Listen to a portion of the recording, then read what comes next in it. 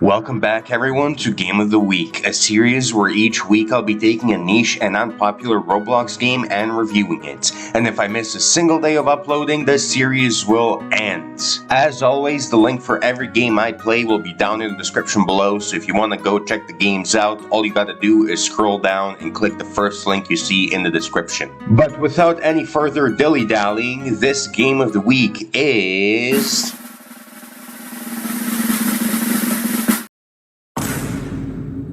Men at Arms. Now, Men at Arms is a game that reminded me a lot of Guts and Blackpowder when I first started playing it.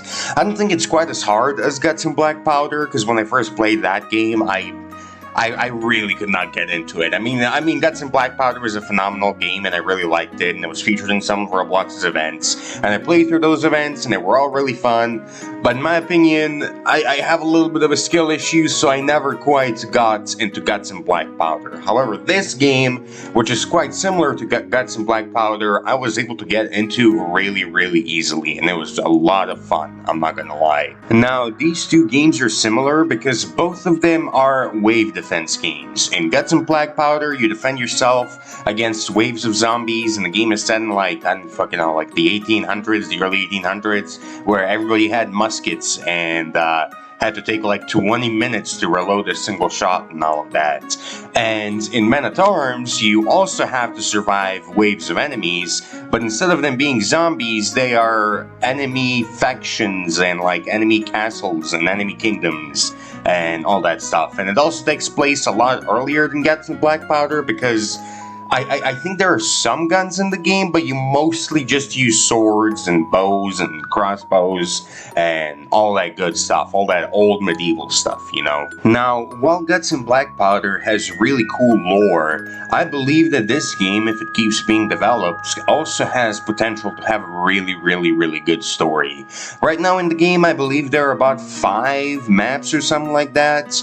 And in each map, you're either sieging a kingdom, or defending yourself from a kingdom, or going to war with another kingdom overall. And while I do like myself an occasional zombie survival story, especially when it's as unique as Guts and Blackpowder, where it's set in a time frame that most zombie stories aren't really set in, I really enjoy seeing the lore and reading the story of those types of games or shows or movies or whatever piece of media they might be. However, I think that Men at Arms also has an opportunity here to develop a story that's maybe just as good, if not even better than Guts and Blackpowder, because in Guts and Blackpowder, we mostly hear the story from the side of the humans, which is, I mean, obviously that's how that's gonna work, because, you know, the zombies are mindless zombies, so we're not gonna hear the story from their side or anything like that. But in Men at Arms, since we're having these wave survival games against other nations and other kingdoms and all of that, I'm excited to see if the developers of this game are going to try to go really deep in with the story and like try to flesh out these other kingdoms and like tell us about their struggles and history and you know, all those statues and artifacts and monuments that we see around all these other kingdoms that we're sieging or defending against, or, you know, whatever else. I'm just really excited to see where they take the story in this game, if they even decide to really take the story anywhere. Now, hypothetical Men at Arms lore aside, I would really like to actually take Men at Arms and Guts and Blackpowder and actually compare the two games and, you know, see how they differ a little bit. We already talked about the similarities with them being survival, wave defense games and all that, but that's pretty much the only similarity between the two games. And pretty much all the other aspects, they are pretty different. So let's talk about all of that. The first thing that I would like to talk about is the team composition in the two games. A thing that I really do like about Guts and Blackpowder is that it's one of those games where when you spawn in, you really have to stay close to your team, right? Your whole team moves together, you're all close together, you watch each other's backs, you defend each other. It's a pretty good team, it's a game where your team has to be really tight together, and it makes for some great moments. and I really like that dynamic. And I generally really like strategizing with people and Guts and Black Powder. Now, of course, the strategizing aspect of the game has died down a little bit because Roblox removed chat and all that. But there's really like a sense of camaraderie, so to speak, in Guts and Black Powder. It is really fun to just like stay close to your team, your fucking shoulders brushing up against each other and whatnot. You all keep each other safe. It's just a really, really cool dynamic overall. Now, in Men at Arms, though, the dynamic is a little bit different, where your whole team kind of regroups in between waves, because I think you have like 30 seconds of breathing room between waves before each wave starts and ends and all that stuff. You have like 30 to 60 seconds of breathing room, I think. And during those 30 to 60 seconds, you all kind of come together and you heal, you meme around a little bit, you do your battle cries and whatnot. But then, after you all heal up and, help each other and whatnot, if a certain member's in low health and whatnot, after you do all that, and the next wave begins, you kind of all disperse, and you make your own little teams, I suppose. You make like teams of like 2 to 3 people, and you go to the different enemy spawn points and kind of lead your own battles against the enemies. Now, if you're alone in this game, you also can't really survive. So there's still like a sense of camaraderie, just like there is in Guts and Black Powder, especially during that downtime. But even in battle, you can't really survive if you're alone. So that's why it's a smart idea to bring at least like 1 or 2 extra people with you. But the best strategy that I have really played around with in Men at Arms is what I just mentioned, where you have a team of like maybe 10 people or so, and like you create little groups of 2 to 3 people, and you all go to like different enemy spawn points when a wave starts, and you try to like split the big cluster of enemies that's trying to attack you, so that like one person doesn't get surrounded and whatnot, and you slowly whittle down the enemies from all sides. And if your specific team is struggling with an enemy horde, and they slowly pull back and all that stuff. And it's overall a really fun dynamic in the game, because you're all still helping each other. You're still all around each other, Nobody's really like off like 10 miles into the distance doing their own thing, So you're all still helping each other. But it's kind of cool to have that opportunity to like split apart, And maybe if you're really struggling, you can like pull back and like you slowly come closer together, and then you start attacking the enemies all at once on like bigger and tougher waves, and you slowly push them back out. And it's just a really cool team dynamic, I think. As much as I like Guts and Black Powder, I like this team dynamic in Men at Arms a lot more.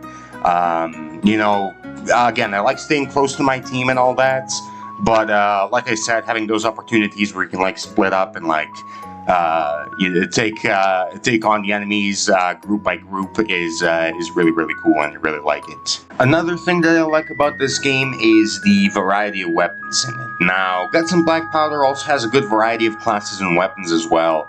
But this game, even though it mostly has melee weapons, I think it maybe has an even greater variety than Guts and Black Powder.